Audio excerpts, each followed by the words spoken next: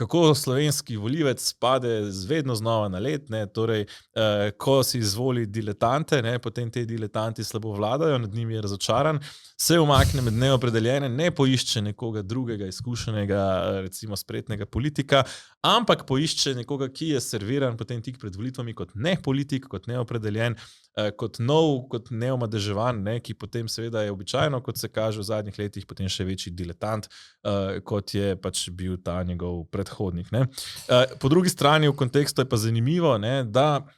imamo trenutno pravzaprav izrazito levičarsko vlado, ne, ki dela izrazito slabo, ljudje so z njo izrazito nezadovoljni, pa hkrati ni videti še recimo neke logike, kot bi jo morda lahko videli v kakšni drugi državi, bolj razviti demokraciji, ne, recimo v Nemčiji, ko se pripravljajo na predčasne volitve, ali pa v Veliki Britaniji, ko so imeli nedavno volitve, ko se potem pač oblast zamenja, ne, imamo na tej strani, pravzaprav na desnici, ki je recimo trenutno v opoziciji, kar nekak nek krč, ne, za katerega se nekako ne ve, kako bi ga vendarle presegli.